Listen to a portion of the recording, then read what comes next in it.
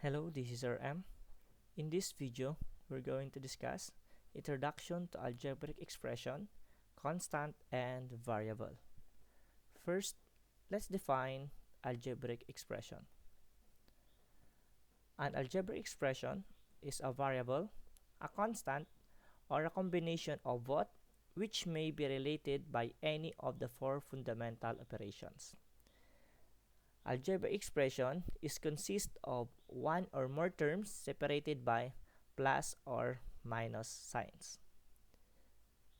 Now, let us know what is a variable, constant, and terms. First is the variable. A variable, a symbol or letter that represents an unknown number. A variable is a value that can change. Ulitin ko po. A variable is a value that can change. So let's have an example of a variable. We have an expression x plus 7. So ano yung variable dito? Sabi, variable daw is symbol or letter. So x plus 7, the variable is x. Next example, y plus 5. What is the variable? The variable is y. Next example, 2a plus b. So what is the variable? So we have two variables. The variables are a and b. Another example, 4xy plus z plus 10. So ano yung variable? We have three variables. So the variables are x, y, and z. So ganyan lang po kadali paghanap ng variable. Next, constant. So constant is any number or symbol with fixed values. A constant is a value that does not change. I'll repeat. A constant is a value that does not change. Let's have an example. So in this expression, x plus 2, ano yung constant? Yung meaning ng constant is any number or symbol with fixed values. So sa example na to, x plus 2, the constant is 2. Next example, y plus 5, the constant is 5. 2x plus 15, ano yung constant? The constant is 15 only. 3xy plus z plus 10, ano yung constant? The constant is 10. Ganyan lang po yung pag-identify ng constant. Next is coefficient. What is coefficient? So pag sinabing coefficient, we have two types. First is the numerical coefficient. Next is the literal coefficient. But first, mahanap mo lang yung coefficient kapag yung variable and constant ay magkasama. Ulitin ko. Yung coefficient, mahanap mo lang kapag yung variable and constant ay magkasama. Kapag constant lang, hindi mo siya pwedeng tawagin as coefficient. Same with ano lang, kapag variable only, hindi mo siya pwedeng tawaging coefficient. Let's have an example. Ganito. 3x. What is numerical coefficient? Numerical. So the numerical coefficient is 3. Etong 3. And ano naman yung literal coefficient? So the literal coefficient is etong variable na x. Next example para mas maintindihan. We have 5ab. What is numerical coefficient? So the numerical coefficient is 5 and the literal coefficient is ab. Next example, 3xy squared. Numerical coefficient is 3. And the literal coefficient is xy squared. Kailangan isama mo tong power or the exponent. Next is the leading coefficient. When we say leading coefficient, leading, ito yung nasa unahan or nauuna. So we have example, 5ab squared plus 2ab minus 3. Ano yung leading coefficient? So bago mahanap yung leading coefficient, is kailangan mo nang alamin kung yung expression ay naka-standard form. So when we say standard form po is yung exponent ay in descending order. So ito pong expression na ito ay naka-standard form na. So ano yung leading coefficient? So the leading coefficient is 5. Etong nauna. Next example, negative 3x plus 1. What is the leading coefficient? So the leading coefficient is negative 3. So kailangan isama mo yung sign na negative. Next is 7x raised to the 4th power plus 2x cubed minus x squared plus x. What is the leading coefficient? The leading coefficient is etong nauna na number.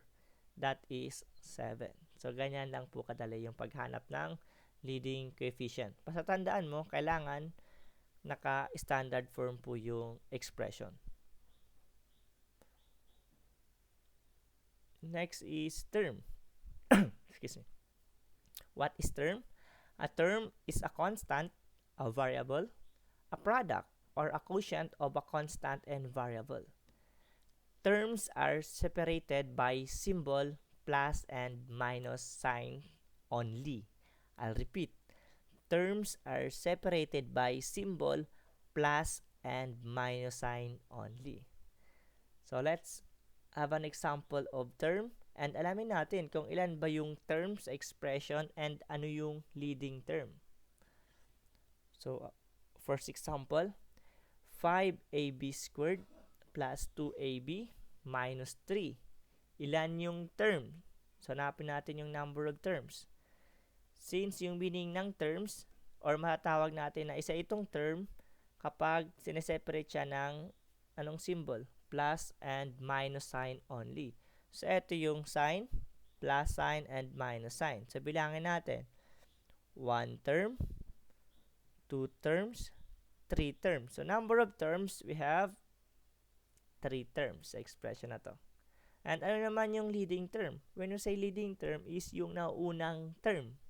And then, bago mahanap yung leading term, kailangan tingnan muna kung naka-standard form po itong expression. So naka-standard form na po ito.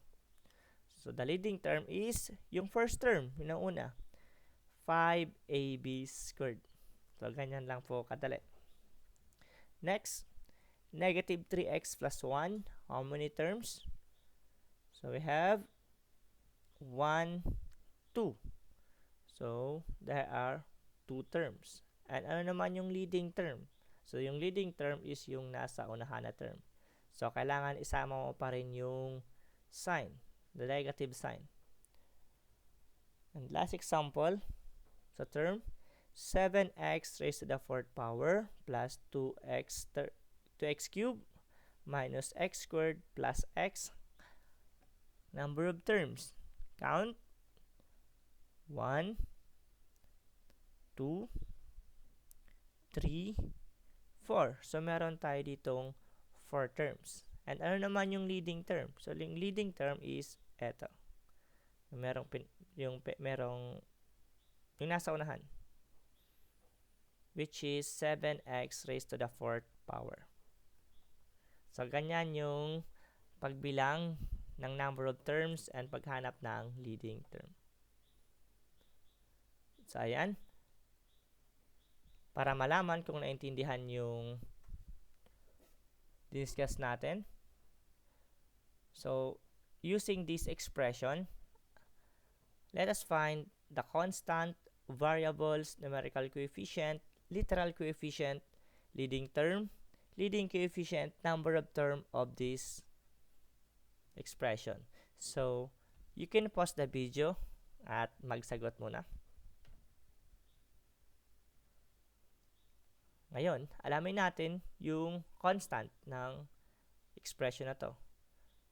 So, the constant, yung fixed values or yung value na hindi magbabago, which is, eto po, 6. Next, variables. So, ano yung mga ginamit na variables or letters sa expression? We have 2, x and y.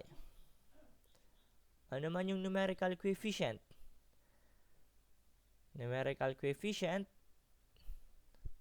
is dalawa din. 8 and etong negative 3. Literal coefficient. Ano yung kasama na itong numerical coefficient? Etong xy squared and then etong xy. That is the literal coefficient. And ano naman yung leading term? Yung nasa unahan na term. So, eto po. 8xy squared. And ano naman yung leading coefficient? So, yung leading coefficient is etong nasa unahan na number ng leading term, which is 8. And then, number of terms, bilangin. And then, masasabi mo na lang na isa itong term kapag sineseparate siya ng plus or minus sign only. So, ito yung sign, ito yung sign. Let us count. 1, 2, 3 terms. So, sa expression na to ay meron pong 3 terms. So, ganyan. So, ito naman, another example. Same na yung gagawin kanina. So, you can pause the video para magsagot.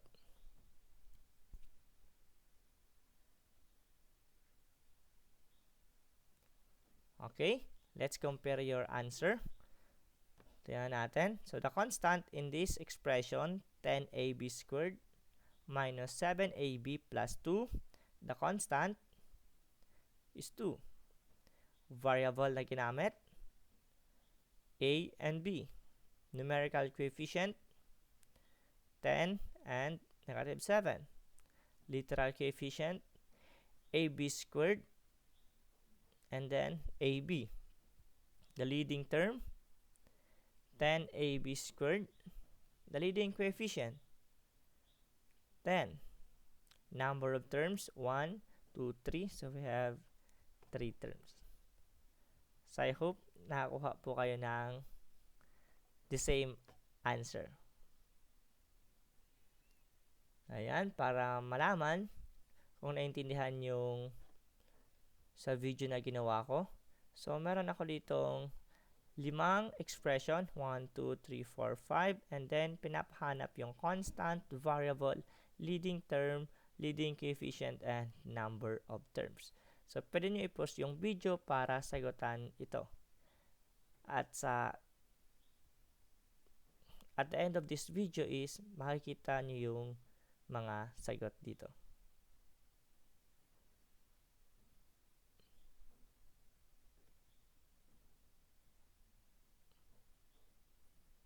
Ayan yung sagot. That's it. Thank you.